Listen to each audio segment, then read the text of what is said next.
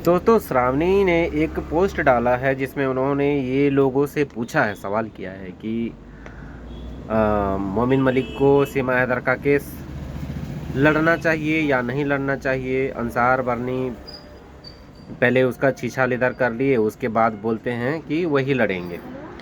तो इस विषय में उन्होंने पूछा है। तो नमस्कार दोस्तों, इसी विषय में चर्चा करेंगे। आप लोग कैसे हैं? आप लोगों को हैप्पी रक्षाबंधन। सभी भाइयों को, सभी बहनों को, आप सभी को कॉन्ग्रेचुलेसन। रक्षाबंधन की ढेरों बधाइयाँ। सब लोग अच्छे से मना लीजिए। आज हमारे झारखंड में तो पता चला है कि ट्रेन हादसा कहीं पर हो गया है। उसकी डिटेल हम अभी देखे नहीं, मेरी वाइफ बता रही थी। तो दोस्तों, मैं श्रावणी बहन की बातों का थोड़ा सा इसमें मैं अपना विचार रखना चाहूँगा। तो दोस्तों, इतना दिन हो गया, अभी तक इस केस में तो कुछ भी एक पत्ता भी नहीं हिला। ठीक है, एक पत्ता भी ऐसे नहीं हिला। अभी हमने देखा सीमा सचिन 10-20 में वो शॉपिंग करने के लिए रबुपुरा की गलियों से होकर के लपुआ के साथ शॉपिंग कर रही है अपने बच्चों के लिए। इतना सा घूंघट लगाई है यहाँ से, उसके बाद शॉपिंग कर रही है। और इन जो साहब जो हैदर का वकील हैं, इनका पूरा ये दावा था कि उसको हाउस अरेस्ट किया गया है, उसके घर में गार्ड लगाया हुआ है, उसका चैनल डिलीट हो जाएगा, उसके ऊपर मैंने ये करोड़ों का मानहानि का दावा लगाया हुआ है। और क्या क्या था, बहुत सारी चीज़ें थी। आपने भी अगर आप भी शुरू से होंगे इस केस में जुड़े हुए, आप लोगों को भी पता होगा, तो आप लोगों को भी पता होगा कि कितना बड़ा बड़ा दावा हुआ था। हमने भी फ्लो में बोल दिया कि हाँ, सीमा का चैनल बंद हो जाएगा। हमको भी लोगों ने बहुत सारा सुनाया कि मैं झूठ बोलता हूँ। अच्छा दोस्तों, आप लोग बताइए, जब इस एक डॉक्टर से आपका बीमारी अगर सही नहीं होता है, बीमारी और बढ़ रहा है, तो क्या डॉक्टर नहीं बदलना चाहिए? क्या आप उसी डॉक्टर पे भरोसा कर करके बैठे रहोगे? डॉक्टर बोल देगा हाँ ठीक हो जाओगे, ठीक हो जाओगे, आज ये घूटी ट्राई कर लो, आज ये जड़ी बूटी ट्राई कर लो, आज ये कप ट्राई कर लो, आपका बीमारी ख़त्म हो जाएगा। अगर ख़त्म नहीं होगा तो क्या आप डॉक्टर नहीं बदलोगे? बदलोगे कि नहीं बदलोगे? तो इस विषय में तो मेरा यही कहना है कि और इनको इस केस में आगे जाना नहीं चाहिए। ये बहुत हो गया, इतना दूर गए, बहुत हो गया। ये सरकारी कानून के तहत बहुत सारे लोग चले गए, यहाँ से निकाल दिया गया बाकायदा। जो वीज़ा पासपोर्ट वाले भी थे, जिनके छोटे छोटे बच्चे थे, शादी कर करके जो आई हुई थी, उनको 20-20, 40-40 साल की बुजुर्गों को, महिलाओं को, बीमारों को, सबको धक्के मार करके देश से बाहर कर दिया गया। उस दरमियान आपने देखा होगा, ये भगोड़ी घर के अंदर दुबकी पड़ी थी, उसका कोई वीडियो नहीं आ रहा था। जैसे ही ये मामला शांत हुआ, उसके बाद फिर पता चला कि जो यहाँ पर इलीगली रह रहे हैं उनके ऊपर एलिगेशन लगाया जाएगा, आतंकवादी वाला धारा लगाया जाएगा। ठीक है,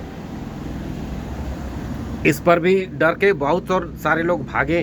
खुद मेरे रास्ते से ही करीब, हम जूस बेचते थे उस समय, तो हमने देखा कि कम से कम 20-25 रोहिंग्या होंगे या बांग्लादेशी होंगे या पाकिस्तानी, कुछ भी होंगे, वो तो बताते नहीं हैं, लेकिन देखने से लग रहा था वे लोग यहाँ से निकले, यहाँ से ज़्यादा दूर नहीं है बॉर्डर, निकले।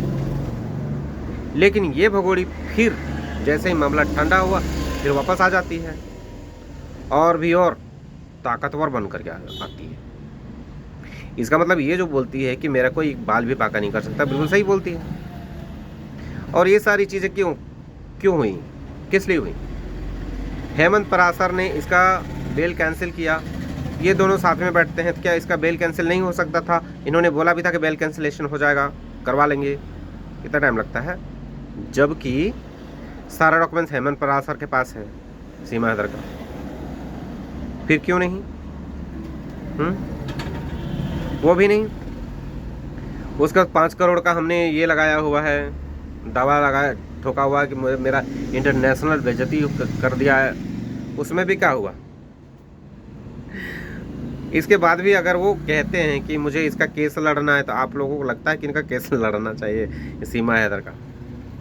मुझे लगता है अगर इसके ऊपर, इस सीमा हैदर के ऊपर एलिगेशन नहीं लगाया हुआ था कोई, अगर ये जैसे बोलते हैं कि इसके ऊपर धारा लगाए हुए हैं, यहाँ केस लगाए, वहाँ केस लगाए, वहाँ केस लगाए, इसको दौड़ते दौड़ते हालत ख़राब हो जाएगा, ठीक है, तो इसके ऊपर जो केस किए हैं, तो मेरे अकॉर्डिंग नहीं, हेमंत परासर के अकॉर्डिंग, जिसके ऊपर केस लगता है, जिसके ऊपर केस होता है, चाहे वो विदेशी क्यों ना हो, तो उसकी सुनवाई का डेट आएगा ना, उस डेट की वजह से, उस केस की वजह से इस पर सरकारी कोई कानून लागू नहीं हो रहा है, जैसे एनआरसी वेनआरसी जो भी है, जिसके तहत इसको देश से निकाला जा सकता है, तो वो कानून इस पर लागू नहीं होगा।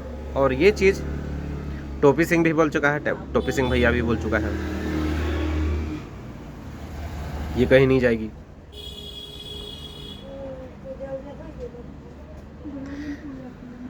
हाँ, तो आप ही लोग विचार कीजिए दोस्तों, क्या इसको रोकने में इन लोगों का हाथ नहीं है?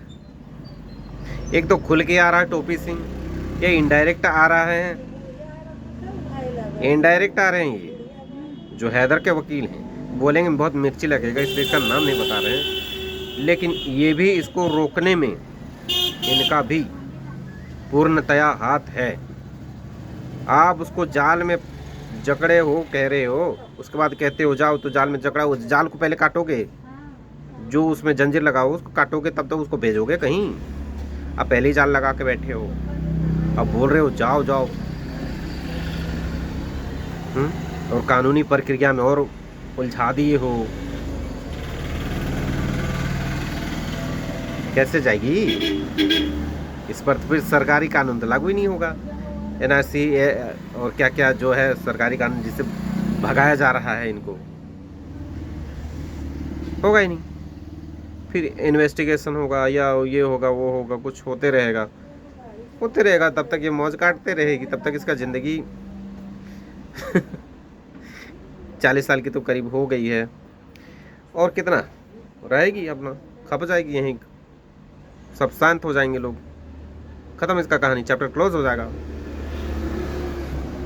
आप लोग क्या लगता है दोस्तों, हम सच बोल रहे हैं गलत बोल रहे हैं? अगर हम गलत बोल रहे हैं तो कमेंट कीजिए, और सही बोल रहे हैं तब भी कमेंट कीजिए दोस्तों। ओके बाय, टेक केयर, अपना ख्याल रखिएगा।